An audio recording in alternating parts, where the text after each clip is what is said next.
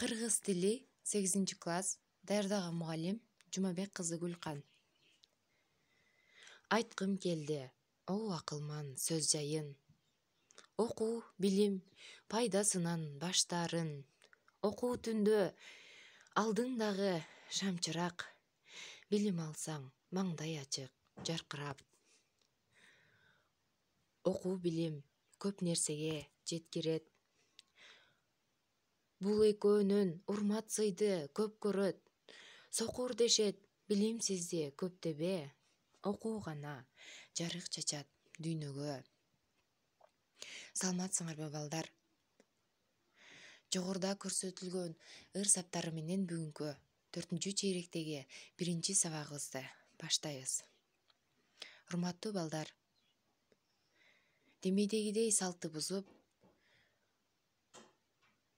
буга чейинки сабактарда комплиментти силер айтсаңар, бүгүн комплимент сөздөрдү мен айтып сабагыбызды баштайбыз.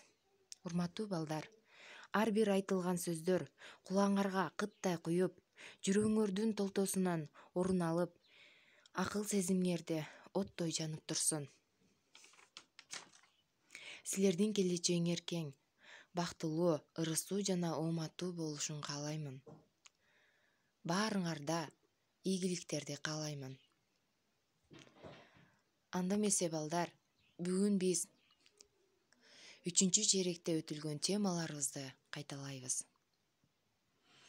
Демек, бүгүнкү сабагыбыздын максаты бышыктооч боюнча өтүлгөндөрдү эске салабыз. Ал аркылуу ой жүгүртүүбүз, сүйлөө кебибиз өнүгөт.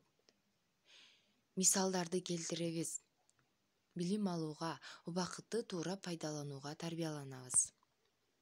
Ал эми бүгүнкү сабактагы силердин иш-аракетиңер бышыктооч жана анын түрлөрү боюнча эрежени кайталайсыңар, эске саласыңар, мисалдарды келтиресиңер, сүйлөм ичинде бышыктооч сөздөрдү белгилейсиңер, убакыт жөнүндө текст түзөсүңөр.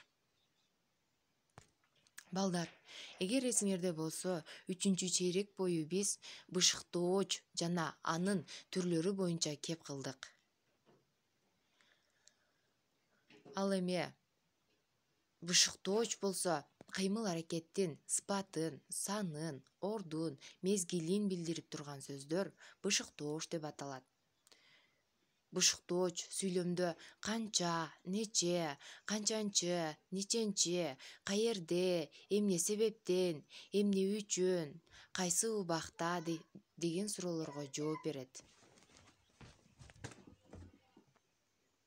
Мисалы, даалайга чейин комуз чертти. Бул жерде кыймыл-аракетте чертти деген сөзүбүз билдирип турат. Ал эми качанга чейин дегенде даалайга чейин деп сан өлчөм бышыктоочтун милдетин аткарып турат. Даалайга чейин деген сөзүбүз. Ал эми экинчи сүйлөмдө окуганы үчүн ал кишини макташ керек.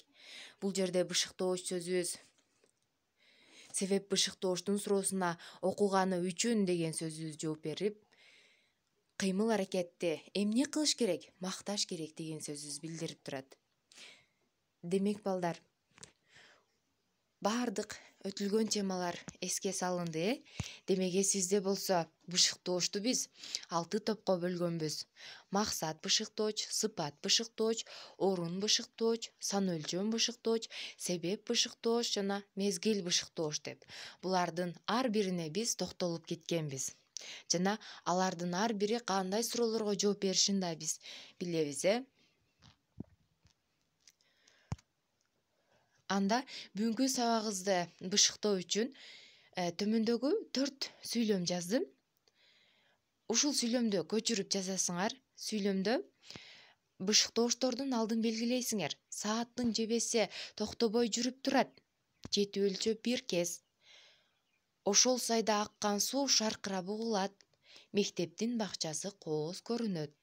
Ушул 4 сүйлөмдү дептериңерге көчүрүп жазып, бышыктоочтордун алдын белгилейсиңер. Ал эми балдар, чык-чык деген сааттын жебеси токтобой жүрүп турат. Качан гана кубаты түгөнүп, иштен чыкса токтоп калат. Адамзаттын ар бир күнүн белгилеп, тактап чыкылдаган минуталар, сааттар менен биз изденип жашап келе жатабыз. Бирок ошол ар бир чыкылдаган минутту биз туура пайдалана алдыкпы? Ошол чыкылдаган минуталар кайра артка келеби? Демек балдар, өзүңөр байкагандай мен убакыт жөнүндө кеп кылдым.